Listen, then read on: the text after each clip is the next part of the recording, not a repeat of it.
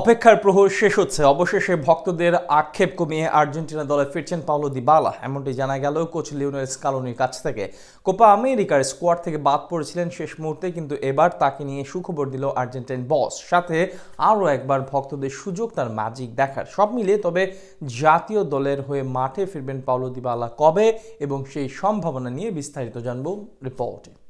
নেইমারের পর বর্তমান প্রজন্মের কাছে সবচেয়ে অভাগা ফুটবলার বলা হয় পাওলো দিবালাকে। অপার সম্ভাবনার প্রতিভার অধিকারী তিনি। ক্লাব ফুটবলেও ধারাবাহিকভাবে সফলতা পান হরহামেশাই, কিন্তু জাতীয় দলের ক্ষেত্রে তাকে নিয়ে কোচদের যেন বরাবরই থাকে অনীহা। টিম কম্বিনেশনের বলি হয়ে প্রতিবারই বাদ পড়তে হয় শেষ মুহূর্তে, কিন্তু এবার তাকে নিয়ে আশার বাণী শোনালেন আর্জেন্টাইন কোচ। দেশটির একটি গণমাধ্যমের দাবি, শীঘ্রই জাতীয় দলের ডাক পেতে যাচ্ছেন তিনি। বর্তমানে বিশ্বের অন্যতম সেরা দল আর্জেন্টিনা গেল 4 বছরে অবিশ্বাস্য সাফল্য পাচ্ছে দলটার ফুটবলাররা।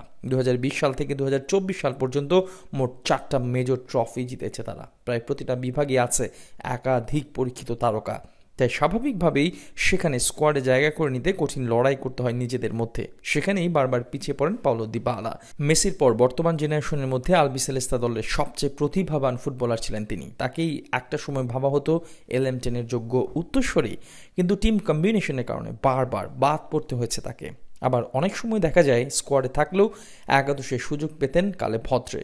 সবশেষ কোপা আমেরিকাতে একই চিত্র দেখা গেছে। আলোচনায় থাকলেও শেষ মুহূর্তে কোচ লিওনেল স্কালোনি তাকে বাদ দিতে বাধ্য হন, কারণ একই পজিশনে খেলে থাকেন অধিনায়ক লিওনেল মেসি, যার কারণে বেশ হতাশ হয়েছিলেন ভক্তরা। কিন্তু অবশেষে অপেক্ষার প্রহর শেষ হচ্ছে।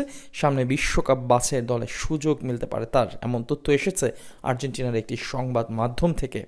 সেই রিপোর্টে বলা হয়েছে, দিবালার সাথে কথা বলেছেন স্কালোনি, তাকে ইতিবাচক আশ্বাস দিয়েছেন তিনি। তাই সামনে বিশ্বকাপ বাছাই পর্বের লড়াইয়ে আবারও আকাশী নীল জার্সিতে ফিরতে পারেন এই জাদুকর।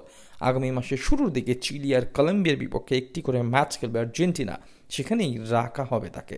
দিবালার দলে সুযোগ পাওয়ার পেছনে অবশ্য আরও একটি বড় কারণ রয়েছে। দীর্ঘদিন ধরে বিশ্ব চ্যাম্পিয়নদের আক্রমণ ভাগের বড় নাম ছিলেন ডি মারিয়া, কিন্তু গেল কোপা আমেরিকার ফাইনাল থেকে অবসর নেন তিনি। তাই তার অভাব পূরণের জন্য ডাকা হচ্ছে দিবালাকে। এছাড়া অধিনায়ক লিওনেল মেসিকে নিয়েও আছে শঙ্কা। ক্লাব জার্সিতে অবশ্য বেশ ধারাবাহিক দিবালা। গেল মৌসুমে তার পা থেকে এসেছে 24 গোল, কিন্তু জাতীয় দলের জার্সিতে সুযোগ পাচ্ছিলেন না দীর্ঘদিন ধরে। মূলত যথেষ্ট বিকল্প থাকা আর টিম কম্বিনেশনের কারণেই বারবার অবহেলিত হচ্ছিল তিনি।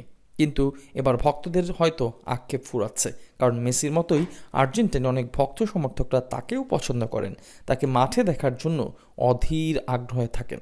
সেখান থেকে বলা যায় তাদের জন্য এটি দারুণ একটা সংবাদ। প্রজন্মের কাছে সবচেয়ে অভাগা ফুটবলার বলা হয় পাওলো দিবালাকে। অপার সম্ভাবনার প্রতিভার অধিকারী তিনি। ক্লাব ফুটবলেও ধারাবাহিকভাবে সফলতা পান হরহামেশাই।